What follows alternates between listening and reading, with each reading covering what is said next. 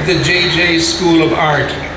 Over the century, JJ became synonymous with leadership in the Indian architectural thought.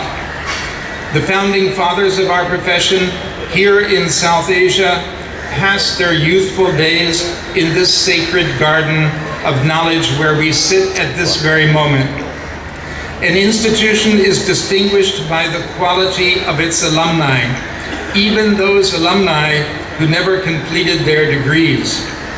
It is their record of contribution to society that makes this institution profoundly important. As centers of education go, JJ is a young center, considering that the University of Paris is over 900 years old, and even in a new culture like America, Harvard University is closing in on its 400th year. So while one could define India as one of the oldest civilizations on the world, it is certainly among the youngest societies on earth in every way one can imagine. More important than being 100 years old, JJ was the only full-fledged school of architecture in India at the time of independence, and this placed an amazing importance upon it. All new architectural initiatives emanated from the alumni of this sacred place. It was the starting point for all first-generation gurus who went out like evangelists, carrying ideas and transforming concepts, founding new schools and institutions across the subcontinent, laying the foundation for the new architecture of the new India. So I am tempted to look at the future of JJ rather than its past. I am tempted once again to place the mantle of the present crisis I see and the challenges this crisis offers on the shoulders of this great institution. That is why I have come here tonight to speak to you this evening. At independence, there was only JJ and a night school in Delhi. When I arrived in India 2 decades later in the 1960s as a Fulbright student, there were only 9 schools of architecture. And today there are more than 350 schools of architecture, and the number is growing. This is a true Gharana of architecture in action, like a nuclear ball of fire growing larger and larger as it expands outward ever further. We now have 18,000 members in our Indian Institute of Architects, but we had 24,000 new students of architecture joining our fellowship over the last 6 months. 24,000 new students enrolled in schools of architecture across India just in the last 6 months. This raises a question whether this explosive energy has grown out of control. Can we manage and direct this energy towards mankind's good? Is the crisis so large that we need to invent a new definition of an architect or create a concept of a new man? Where do we go from here? These are questions in the minds of all of you thought leaders sitting here this evening. Ancient philosophers have said, if you are depressed, you're living in the past. If you're anxious, you're living in the future. And if you are peaceful, you're living in the present. But I say we must learn from the past to formulate actions in the present, changing the future. That is what architects are educated to do. That is what architects must do. Architects are the thinker-doers thrust with configuring environments within which they live. Architects are called a profession because in thinking and doing they profess a system of values that motivates them to change the world. No other profession on this earth is thrust with that mandate. Let us be clear. We are technologists. What we do in our studios is laboratory work, analyzing rational functions and logical interconnections, studying measurable site and climatic conditions, stating problems clearly, and making hypotheses of possible options to resolve those problems. Defining performance criterion and evaluating which design option best resolves the problems posed by the client.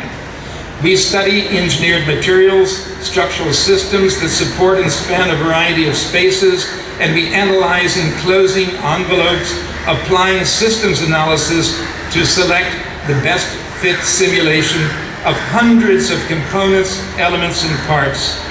Does our education prepare us for the scientific analysis? Are we approaching design and fabrication like aeronautical engineers and marine architects who create great air and sea ships? Can our teachers and our professors think like this as simulation analysts resolving complex puzzles? I fear not, and this speaks of a crisis. It is important that we critically analyze our past in order to chart an appropriate course of action for the future. Here is where JJ again can take the lead. Here is where JJ can be a model and a role model for other schools of architecture. So let us take a quick look at the past and some of the critical assumptions that we need to revisit.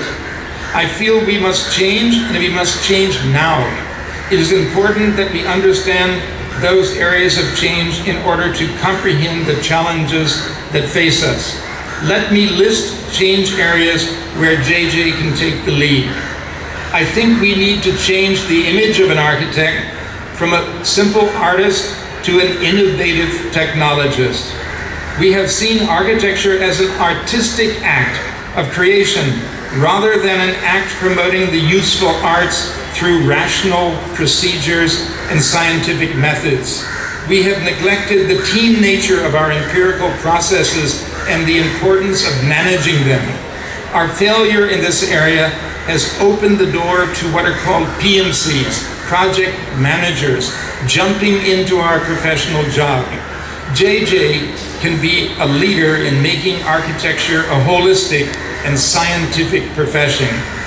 Another change, we have to change from the great man theory, a profession which produces Michelangelos and geniuses, to a profession that produces capable professionals. We projected the architecture in the past as a great persona, a great man, a single individual who would become an immortal genius. We followed the Western model of putting the individual in the center of the universe instead of our own great tradition of Gharanas. Rather than passing a body of knowledge down from guru to student, we thought each generation produces its unique contemporary wisdom embodied in a few selected geniuses. We thought that buildings must yell and scream like anal retentive babies, grabbing for attention and claiming to be new revelations. In fact, we are just doing our job. We are simple professionals, and we try to do our jobs well. JJ can lead the way in bringing the image of the architect back down to earth. We have to move from what I call romanticism to objective reality. We have neglected objective reality in favor of romanticism. We never saw the slums mushrooming up all around us, and we rarely saw the villages that are the very fabric of this nation. We imagined the architect sitting in a colorful studio, designing beach houses, mountain retreats, iconic museums, and monuments, instead of analyzing society's problems and solving them through relevant built fabric. We architects can design systems of access to shelter, like site and services, self-help housing, and solve people's problems. Instead of special economic zones, where the government participated in acquiring thousands of hectares for industry, we can promote special habitat zones, where the government, who claims there's no land for housing, can help us create SHZs, integrating housing and working spaces holistically. JJ can take a lead in these kind of innovative approaches using its studios. JJ can buck the trend of making pretty little things and focus design on reclaiming our place in society. Another change, we have to move from what I call fuzzy logic to systems thinking. We start off in the first year often teaching sketching and sculpture, that's nice, but we never teach youngsters the anatomy of a building. We never put forth a consistent, holistic, and systematic image of what a building is. In medical studies, during the very first year, students devour a big book called Gray's Anatomy of the Human Body. If, as a medical student, you don't grasp this systematic view of the human skeleton, the muscles, the nervous system, blood circulation, and the organs, you can't go on. You stay back, you are failed, and you must try once again. In the same spirit, if you don't know all the basic systems of a building, structural, electrical, plumbing, IT networking, air conditioning, etc., you should not be allowed to go forward into your second year of studies. Here is where JJ can immediately lead the way.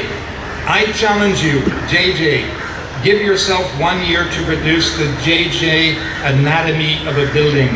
It could be a mirror of Gray's Anatomy. Subsequent editions can improve in content and style, but we need to do this on a crisis basis. This should form the basis of the first year make it or break it course. After a year of testing here in JJ, other schools can take it up. We also need to move from strictly a kind of creative approach to an innovative approach. We put a huge effort in our studios teaching what I believe cannot be taught, and that is creativity. Neglecting what can be taught to everyone. We cannot make a person creative. We can only recognize creative traits and encourage them. But we can teach people building systems, building materials, building methods. And I am yet to find a school that teaches students how to put a building together. I'm yet to find graduates come to my studio who know basically what all the parts of the building are. More shocking to me, I'm yet to find a master's degree program that focuses on what we actually do in professional architectural studios. In studios, we manipulate technologies of construction to solve architectural problems. I personally believe that most master's degree programs are a huge step backwards in a youngster's career. Postgraduates from abroad returned crippled, losing 2 critical years of experience in the studio and going into debt, paying for their fees abroad. They have been diverted sideways into a no man's land of problems they can never solve, and they expect to be paid higher salaries for their newfound confusion.